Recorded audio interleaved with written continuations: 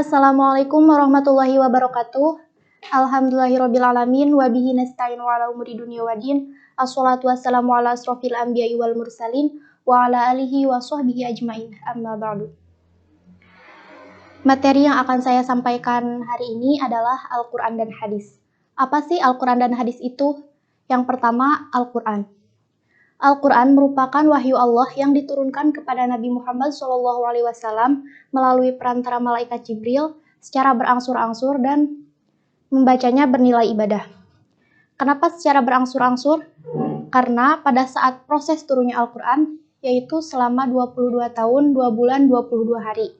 Dan pada saat turunnya Al-Quran sendiri, di tengah masyarakat yang ummi, yakni tidak memiliki pengetahuan tentang bacaan dan tulisan. Dan juga agar mereka mudah untuk memahami dan juga menghafalkannya. Nah, surah yang pertama kali diturunkan kepada Nabi Muhammad SAW yaitu surah Al-Alaq ayat 1-5 di Gua Hiro yang bertepatan pada tanggal 17 Ramadan atau biasa disebut dengan malam nuzulul Quran. Adapun fungsi dan keutamaan Al-Quran yaitu yang pertama, Al-Quran menjadi petunjuk bagi manusia secara umum, petunjuk bagi orang-orang yang bertakwa, petunjuk bagi orang-orang yang beriman. Yang kedua, Al-Quran sebagai Al-Furqan atau pemisah, yakni pemisah antara mana yang hak dan juga mana yang batil, antara mana yang salah dan juga mana yang benar. Yang ketiga, Al-Quran sebagai Syifa'ul lima fis sudur.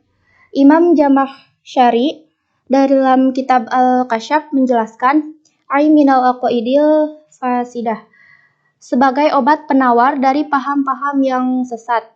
Contohnya, di zaman modern ini memang tidak ada orang yang menyembah berhala seperti Lata, Uzza, Manna, dan Hubal.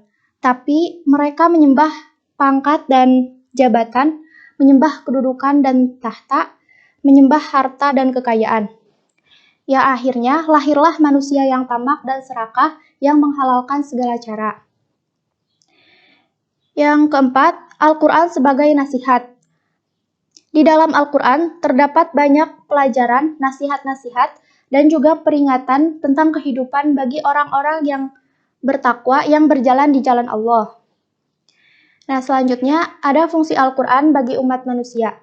Yang pertama, sebagai petunjuk jalan yang lurus. Yang kedua, merupakan mukjizat bagi Nabi Muhammad SAW. Yang ketiga, menjelaskan kepribadian manusia. Yang keempat, merupakan penyempurna bagi kitab-kitab yang sebelumnya. Selanjutnya, di dalam Al-Quran menjelaskan masalah yang pernah diperselisihkan umat sebelumnya sehingga kita dapat mengambil pelajaran dari hal tersebut.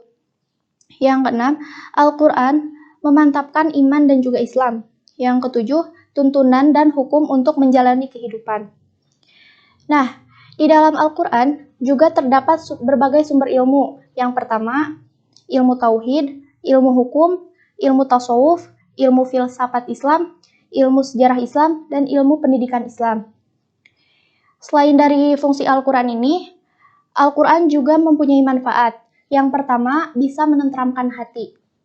Sebagaimana dalam surah Ar-Ra'd ayat 28, yaitu orang-orang yang beriman dan hati mereka menjadi tentram dengan mengingat Allah. Ingatlah, hanya dengan mengingat Allah hati menjadi tentram. Yang kedua, Allah akan melimpahkan rahmat dan pahala bagi orang yang rajin membaca Al-Quran. Nabi Muhammad SAW bersabda, siapa yang membaca satu huruf dari Al-Quran, maka baginya satu kebaikan yang dilipat gandakan menjadi 10 kebaikan.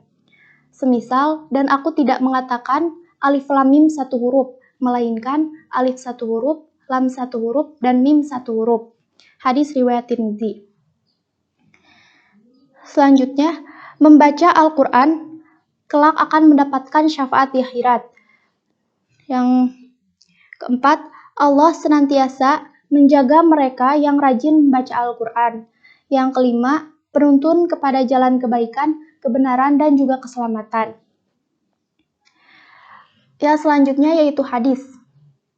Hadis disebut juga sebagai sunnah yang meliputi perkataan, perbuatan, ketetapan, dan persetujuan dari Nabi Muhammad SAW yang dijadikan landasan syariat Islam.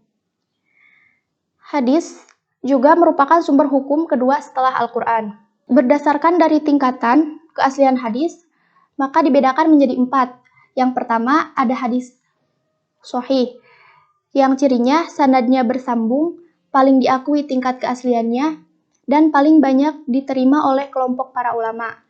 Yang kedua ada hadis hasan, yaitu hampir sama dengan hadis sahih, yakni sanadnya bersambung, namun diriwayatkan oleh rawi yang tidak sempurna ingatannya. Yang ketiga ada hadis dhaif, cirinya sanadnya tidak bersambung atau diriwayatkan oleh rawi yang tidak kuat ingatannya atau tidak adil.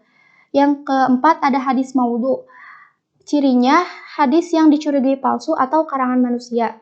Adapun fungsi hadis bagi Al-Quran. Yang pertama, memberi penjelasan terhadap apa yang dimaksud dalam Al-Quran. Yang kedua, menjelaskan arti yang masih samar di dalam Al-Quran. Yang ketiga, memperluas dari sesuatu yang disebut dalam Al-Quran. Yang keempat, merinci apa-apa yang ada dalam Al-Quran disebutkan secara garis besar.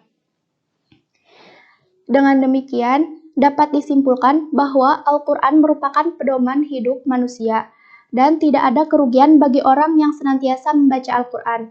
Karena sebagaimana yang tadi telah disebutkan, ketika kita membacakan satu huruf dalam Al-Quran, maka menjadi satu kebaikan yang dilipat gandakan menjadi 10 kebaikan. Dan Allah telah menjanjikan pahala yang begitu besar. Semoga kita bisa mengamalkan dari isi Al-Quran ini. Sekian dari saya. Wassalamualaikum warahmatullahi wabarakatuh.